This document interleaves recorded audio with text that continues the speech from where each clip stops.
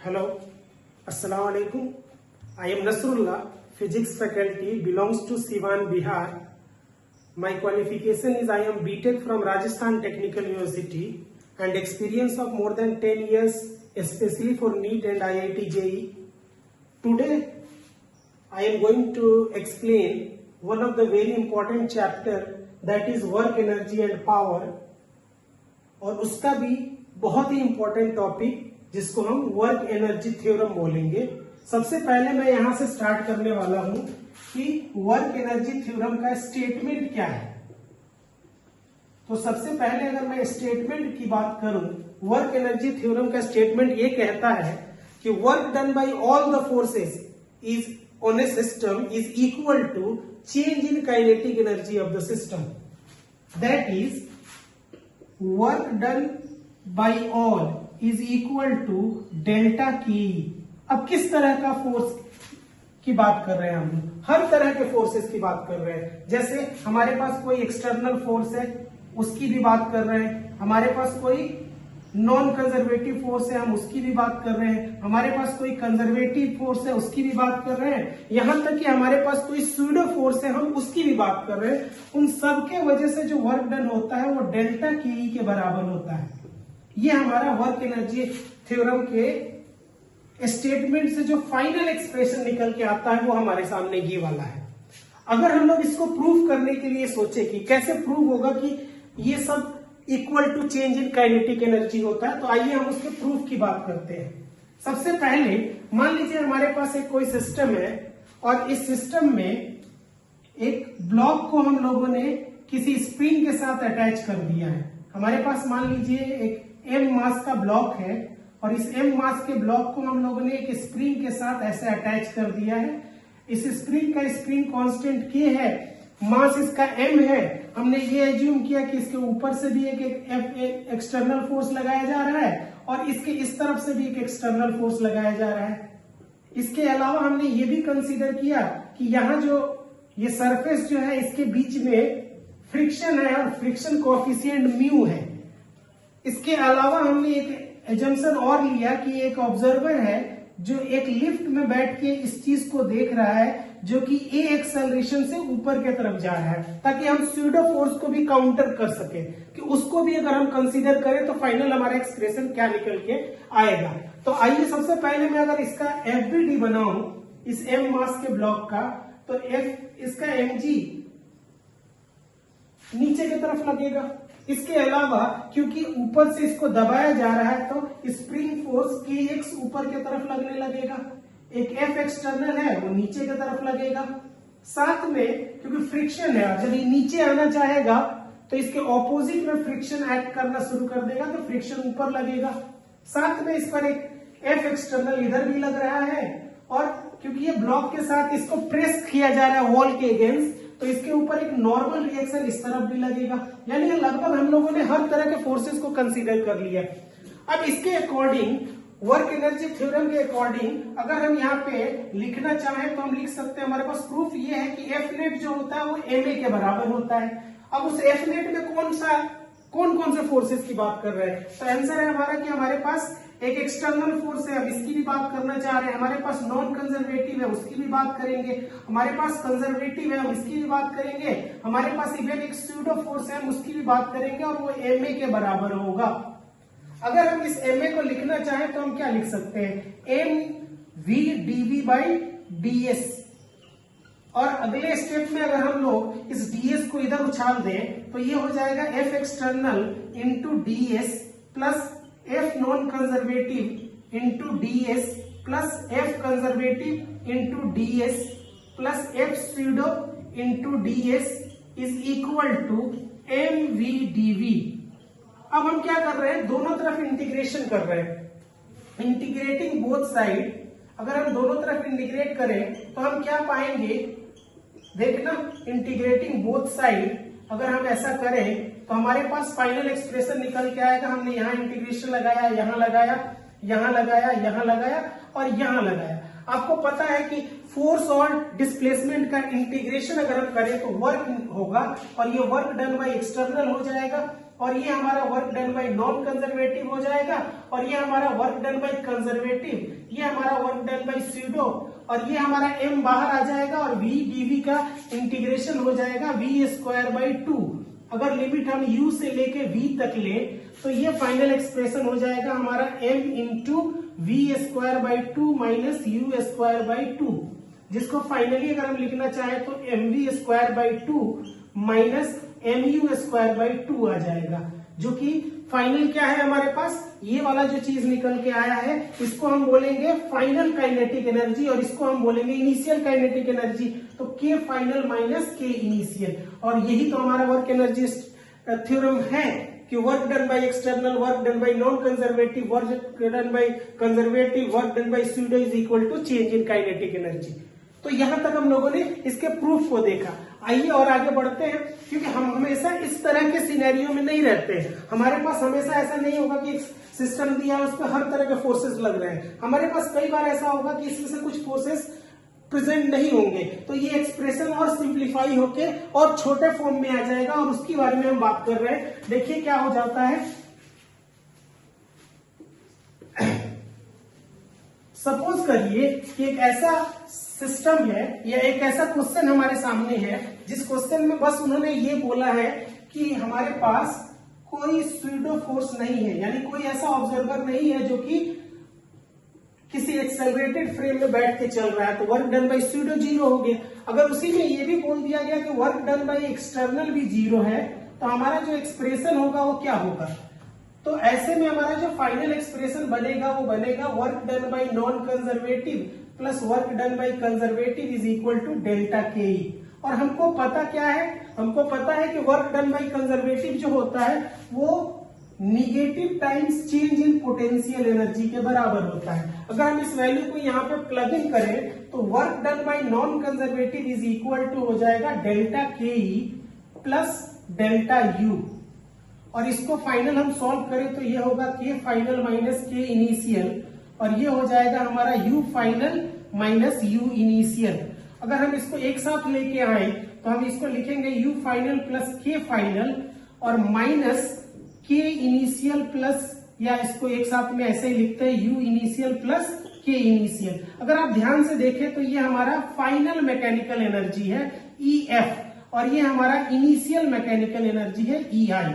यानी सिस्टम के ऊपर अगर कोई स्यूडो फोर्स ना हो, अगर कोई हमारे पास एक्सटर्नल फोर्स ना हो, तो हमारा फाइनल एक्सप्रेशन ये निकल के आ जाता है। तो हम अगर ऐसा चेक करेंगे किसी भी क्वेश्चन में कि अगर ये दोनों प्रेजेंट नहीं है तो हम डायरेक्टली ये वाला इक्वेशन को अप्लाई करेंगे। कई बार ऐसा इस सिचुएशन का थोड़ा स्पेशल केस भी अगर हम देखें तो उस स्पेशल केस में हमें ऐसे बताया जाता है कि स्पेशल केस में ऐसा बोल दिया गया है कि v जो है वो कांस्टेंट है, बॉडी का v जो है वो कांस्टेंट है, means change in kinetic energy 0 हो जाएगा। तो ऐसे में ये हमारा जो फाइनल एक्सप्रेशन निकल के आएगा वो होगा work done by non conservative is equal to delta U, और delta U U final minus U initial के बराबर हो जाएगा। तो हम आसानी से उसको और सॉल्व कर पाएंगे।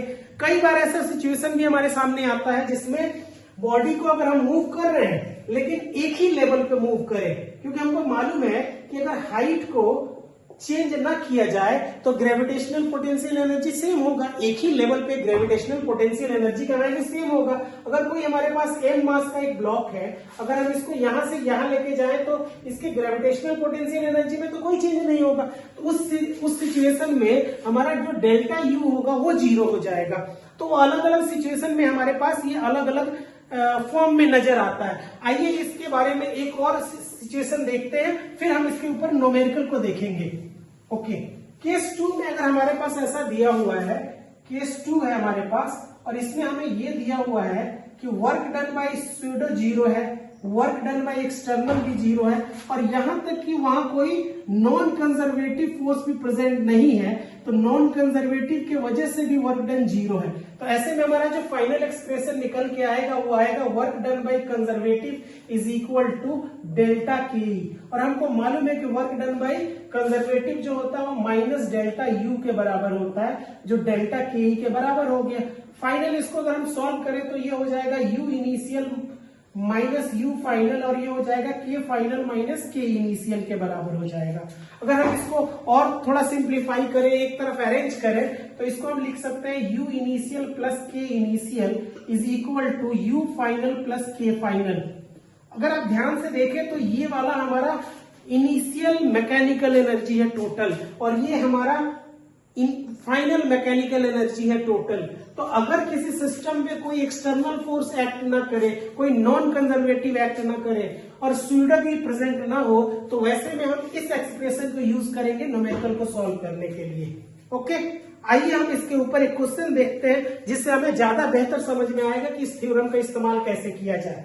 ओके, हमें क्या क्वेश्चन दिया गया, हमें बोला गया कि एक बॉल है जिसका मास m है। हम पूरा स्टेटमेंट लिखने नहीं जा रहे हैं, हमें बोला गया कि एक बॉल है जिसका मास m है, और इस m मास के बॉल को h हाइट से, ग्राउंड से h हाइट से रिलीज कर दिया गया है। तो हमें ये बोला गया कि जब ये ग्राउंड को स्ट्राइक करेगा तो उसकी क्या वेलोसिटी होगी, किस वेलोसिटी से ये ग्राउंड को स्ट्राइक करेगा, हमसे ये पूछा गया है। ठीक है, तो क्योंकि हम यहाँ पे वर्क एनर्जी थ्योरम का यूज करने वाले हैं, और हमको मालूम है कि यहाँ पे पोटेंशियल एनर्जी इन्वॉल्व होगा, और पोटेंशियल एनर्जी डिफाइन ही ऐसे होता है कि हम पहले कहीं रेफरेंस पॉइंट डिफाइन करते हैं, जहां का पोटेंशियल एनर्जी हम एज्यूम करते हैं कि वो जीरो है। तब हम अगर मान लीजिए यहाँ का हमने जीरो एज्यूम किया तो यहाँ का mgh हो जाएगा, लेकिन अगर हमने यही का mgh एज्यूम कर लिया तो यहाँ 2mgh हो जाएगा। तो उसके अकॉर्डिंग हम लोगों ने यहाँ पे इसका gravitational potential energy zero assume कर लिया। अगर हम यहाँ पे चेक करें तो हमारे पास यहाँ कोई भी एक्सटर्नल फोर्स नहीं है, तो work done by external zero है। कोई भी नॉन कंजर्वेटिव नहीं है तो work done by non conservative zero है। कोई स्यूडो नहीं है तो work done by pseudo zero है। तो हमारा फाइनल एक्सप्रेशन होगा U I plus K I is equal to U final plus K final. अब आइए बारी बारी से हम देखते हैं इनका वैल्यू क्या आएगा। यू इनिशियल मतलब इनिशियल, ओके, हमने यहाँ पे एज्यूम कर लिया कि जीपी जीरो है, तो यहाँ जीपी अगर जीरो है तो यहाँ पोटेंशियल एनर्जी कितना होगा, आंसर है यहाँ का होगा mgh। अच्छा, इनिशियल काइनेटिक एनर्जी क्योंकि रिलीज किया गया है तो वेलोसिटी जीरो, तो ये जीरो हो गया। फाइनल पोटेंशियल एनर्जी क्योंकि यहाँ आके जीपी जीरो है तो यहाँ का जीरो हो जाएगा। काइनेटिक एनर्जी फाइनल मान लेते हैं कि आके v वेलोसिटी से स्ट्राइक करेगा ग्राउंड को, तो हमने यहाँ पे लिख दिया हाफ mv²। अगर हम इसको फर्दर सॉल्व करते हैं तो हमारे पास जो v का वैल्यू आता है वो √2gh आ जाएगा। इस तरीके से हम आसानी से ऐसे क्वेश्चन को वर्क एनर्जी थ्योरम लगा के सॉल्व कर सकते हैं। ओके, आइए एक और प्रॉब्लम इसके ऊपर देखते हैं।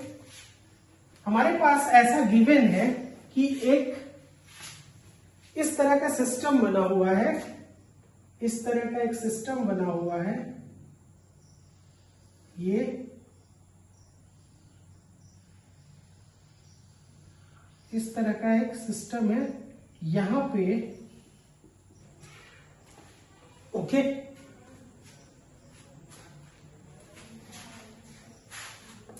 तो मैं क्या बोल रहा था, यहां पे एक m मास का ब्लॉक है और यहां पे एक स्प्रिंग है जिसका स्प्रिंग कांस्टेंट अपने को k गिवन है, और बोला जा रहा है कि यहां से ये वाला जो हाइट है ना, यहां से ये h हाइट से रिलीज कर दिया गया इस m मास के ब्लॉक को।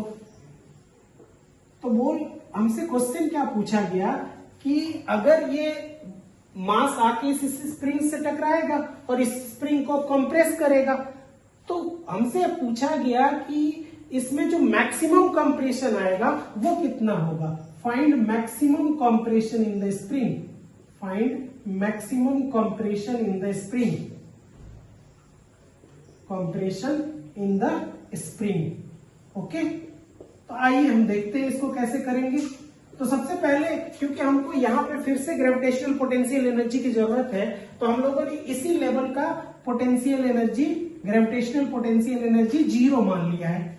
अब अगर मान लो कि इसमें हम चेक करें तो हमारे पास किस तरह के फोर्सेस हैं यहाँ पे, तो हमारे पास कोई भी स्यूडो दिख नहीं रहा है, तो work done pseudo zero, work done by non conservative zero, work done by external zero. अब हम क्या कर सकते हैं, इसके बाद हम कर सकते हैं ui plus K I is equal to uf plus K F. अगर हम चेक करें तो इनिशियल इसका पोटेंशियल एनर्जी, क्योंकि अगर हमने यहाँ का पोटेंशियल एनर्जी 0 माना हुआ है तो यहाँ का ग्रेविटेशनल पोटेंशियल एनर्जी, बिकॉज यहाँ पे दो पोटेंशियल एनर्जी आ गए हैं, क्योंकि एक स्प्रिंग पोटेंशियल एनर्जी भी आएगा और हमको मालूम है कि spring potential energy half k x square के बराबर होता है, तो हम इसकी भी बात करेंगे। बट यहाँ पे तो कोई स्प्रिंग से रिलेटेड नहीं है, तो यहाँ पे जो पोटेंशियल एनर्जी है वो है हमारा mgh। इनिशियल काइनेटिक एनर्जी की बात करें तो रिलीज किया गया है, तो इसलिए वहां का कोई वेलोसिटी नहीं है, तो 0 हो गया। फाइनल पोटेंशियल एनर्जी की बात करें तो फाइनल ग्रेविटेशनल पोटेंशियल एनर्जी, क्योंकि उसी ग्राउंड लेवल पे या रेफरेंस लेवल पे आ चुका है, तो वो 0 हो गया। लेकिन ये स्प्रिंग दबेगा तो उसका स्प्रिंग पोटेंशियल एनर्जी आएगा, तो ये तो ग्रेविटेशनल पोटेंशियल एनर्जी 0 हुआ, लेकिन इसका वैल्यू हो गया हाफ के, मान लो मैक्सिमम एक्सप्रेशन जो है x है, तो potential energy, spring potential energy half k x square के बराबर हो गया। और फाइनली क्योंकि ब्लॉक रुक जा रहा है, इसलिए फाइनल जो वेलोसिटी है वो 0 है, तो फाइनल काइनेटिक एनर्जी भी 0 हो जाएगा। और अगर हम यहां से सॉल्व करें तो हमारे पास आ गया mgh is equal to half k x square, और यहां से हमको क्या सॉल्व करना है, x का वैल्यू निकालना है, तो 2mgh is equal to K x square और X square is equal to 2mgh by K and x is equal to under root of 2mgh by K हो जाएगा। ये हमारा फाइनल आंसर आ जाएगा। ओके, तो वर्क एनर्जी थ्योरम एक बहुत ही important tools है, किसी तरह के भी जो कि आप न्यूटन लॉ के हेल्प से ना सॉल्व करने वाला, ऐसा लगता है कि ना सॉल्व होगा, उस तरह के क्वेश्चन को भी हम वर्क एनर्जी थ्योरम और एनर्जी मेथड से सॉल्व कर सकते हैं इजीली, अगर हमको ये सारी चीजें समझ में आ रही है तो। अब इसके बाद एक छोटा सा टॉपिक में और डिस्कस करना चाहता हूं, जिसको हम लोग बोलते हैं चेन प्रॉब्लम। आइए हम देखते हैं कि चेन प्रॉब्लम क्या होता है। हमारे आईआईटी के लिए बड़ा फेमस टॉपिक है, या इवन नीट में भी कई बार इससे रिलेटेड क्वेश्चन पूछा गया है। हमें मान लीजिए कि एक चेन दिया हुआ है जिसके बारे में ऐसा बोला गया है कि इसका मास है m और लेंथ l है, और हमसे पूछा गया कि इस चेन का पोटेंशियल एनर्जी क्या होगा। जब तक हम इसका चेन का पोटेंशियल एनर्जी निकालें, क्योंकि अब एक पॉइंट पे तो ये मास है नहीं, इसलिए हम पोटेंशियल एनर्जी ऐसे नहीं बोल सकते हैं कि इसका पोटेंशियल एनर्जी, अगर m मास है l लेंथ है, तो हम डायरेक्टली वैसे लिख दे कि m, क्योंकि पोटेंशियल एनर्जी का फॉर्मूला mgh होता है, तो हाइट कौन सा ले और मास कौन से पॉइंट पे टोटल मास एज्यूम करें, ये प्रॉब्लम है। तो ऐसे सिचुएशन में हम चेन के लिए जो पोटेंशियल एनर्जी निकालते हैं, उसके लिए हम ऐसा इंटीग्रेशन का तरीका यूज करते हैं, जिसमें हम लोग क्या करते हैं कि यहाँ का पोटेंशियल एनर्जी एज्यूम कर लेते हैं कि ये 0 है, और यहां से किसी x डिस्टेंस पे जाके हम एक छोटा सा एलिमेंट इसका कंसीडर करते हैं, जिसको हम मान लेते हैं कि ये छोटा सा एलिमेंट dx है, और ये भी कंसीडर करते हैं इस dx में छोटा सा मास होगा जिसको हम dm बोल रहे हैं। और हमको पहले से पता है कि यहाँ पे l लेंथ के अंदर कितना मास है m, तो यूनिट लेंथ के अंदर कितना मास हो जाएगा m बाई l, तो dx के अंदर कितना मास हो जाएगा, तो आंसर है m by l into dx। Okay, तो उसके अकॉर्डिंग हम इसको सॉल्व करने वाले हैं। तो हमने dm मास ले लिया, अब हम इसके वजह से एक छोटा सा एलिमेंट dm जो है उसका potential energy, small potential energy du, small du का बात कर रहे हैं, जो किसके बराबर होगा, तो आंसर है dm mass into g into height कितना x, ये हो जाएगा। लेकिन dm का क्या वैल्यू है, dm किसके बराबर है, तो m by L into dx के बराबर है, तो हम इसको लिख लेंगे m by L into dx into g into x। अब अगर हम लोग पूरे चेन के लिए निकालना चाहते हैं तो इसको इंटीग्रेट करना पड़ेगा, तो हमको मालूम है कि जो कांस्टेंट टर्म है उनको बाहर लेना पड़ेगा, तो mgl को बाहर ले लिया, अंदर से बचा x dx, इसको इंटीग्रेट करेंगे 0 से लेके l तक, फाइनली हमारा जो वैल्यू आएगा वो mg बाई एल, x का x स्क्वायर बाई 2, लिमिट 0 से लेके l तक। जब हम इसके वैल्यू को पुट करेंगे तो हमारे पास जो फाइनल आंसर आएगा mgl into L square by 2, एक l से एक l चला गया, फाइनल हमारे पास आंसर आ गया mgl बाई 2। ये हमारा इस चेन का पोटेंशियल एनर्जी होता है। ओके, कई बार ऐसा सिचुएशन आ सकता है कि हमें चेन इस तरह से ना देके ऐसा दिया हुआ हो कि एक चेन है जो कि किसी पुली के आधा इस तरफ और आधा उस तरफ हैंग कर रहा है। एक पुली है और इस पुली के आधा इधर, आधा पार्ट इसका इधर हैंग कर रहा है और इसका आधा पार्ट इधर हैंग कर रहा है। और अभी भी हमसे बोला गया है कि इस चेन का टोटल मास m है और टोटल लेंथ l है। m मास है, लेंथ l है, और हमसे पूछा गया कि इसका पोटेंशियल एनर्जी निकालो। तो पोटेंशियल एनर्जी निकालने के लिए कहीं तो आप रेफरेंस मानोगे। अगर हमने यहाँ का रेफरेंस Gp 0 यहाँ का मान लिया तो अब हम इसका क्या लिखेंगे, अभी हमने किया था। तो ये लेंथ कितना है, l/2, और ये भी कितना है, l/2, क्योंकि ये Gp जो है रेफरेंस लाइन से जब भी नीचे पोटेंशियल एनर्जी अगर हम कैलकुलेट करेंगे तो वो निगेटिव होता है और उसके ऊपर वाला वैल्यू में हम पॉजिटिव लेते हैं। तो यहाँ निगेटिव आएगा और हमको मालूम है इस वाले सेक्शन का अभी हमने निकाला था आंसर क्या आया था, mgl/2। तो हम यहाँ पे लिखेंगे माइनस, क्योंकि नीचे है mgl कितना है, यहाँ l/2 है, by 2, फाइनली आ जाएगा हमारे पास माइनस mgl/4। उसी तरह से सिमिलरली इधर का भी आ जाएगा माइनस mgl/4। अगर हम टोटल अगर निकालें, यू नेट निकालें, तो दोनों की तरफ का ऐड करेंगे तो minus mgl/4 plus minus of mgl/4। अगर इन सब इनको ऐड किया जाए तो हमारे पास फाइनली वैल्यू जो आएगा वो आ जाएगा माइनस ऑफ mgl/2। तो अगर चेन हमारा इस तरह से हो तो उसका फाइनल पोटेंशियल एनर्जी हमारा माइनस mgl/2 आ जाता है। आइए एक प्रॉब्लम इस पे और देखते हैं जो कि अच्छा प्रॉब्लम माना जाता है। इसमें क्या बोला जाता है, देखें कि एक चेन है, उसको पहले से इस तरह से इनिशियली इसको इसी तरह से रखा हुआ था, ये ऐसे रखा हुआ था। अभी भी मास m है और लेंथ इसका l है। आधा इस तरफ हैंग कर रहा है, हाफ पार्ट उस तरफ हैंग कर रहा है, ठीक है। m मास है और लेंथ इसका l है। ये इसका इनिशियल कंडीशन हमें दिया हुआ है, इनिशियल कंडीशन हमें दिया हुआ है। और हमसे क्या बोला गया कि हमने जरा सा इसको एक छोटा सा फोर्स लगा के ऐसे छोड़ दिया तो ये स्लिप करेगा। स्लिप करेगा तो एक समय ऐसा होगा जब ये जस्ट इससे स्लिप ऑफ होने वाला होगा, मतलब ये पूरी तरह से पुली से नीचे गिर जाएगा। तो उस समय हमसे पूछा गया है कि इसकी वेलोसिटी क्या होगी। Find the velocity when the chain is slip of from the पुली, वो हमें आपको बताना है। तो वही सेम चीज हमको पोटेंशियल एनर्जी का कॉन्सेप्ट यूज करना पड़ेगा और दूसरा वर्क एनर्जी थ्योरम लगाना पड़ेगा। ये दो चीजों को अगर हम अच्छे तरीके से अगर कर ले तो हमारा आंसर आ जाएगा। अगर मैं यहाँ पे बोलूं आपसे कि क्या हमारे पास यहाँ पे कोई नॉन कंजर्वेटिव फोर्स दिख रहा है, आंसर है कि नहीं, कोई भी नॉन कंजर्वेटिव फोर्स नहीं है। तो work done by non conservative 0 है, वर्क डन बाय स्यूडो भी 0 है, और कोई एक्सटर्नल नहीं है सर, कोई एक्सटर्नल फोर्स इस पे नहीं लग रहा है, तो वर्क डन बाय एक्सटर्नल भी 0 है। तो हम क्या लिख सकते हैं, हम लोग लिख सकते हैं कि इसका ui प्लस KI बराबर होगा UF प्लस KF के, UF प्लस KF के।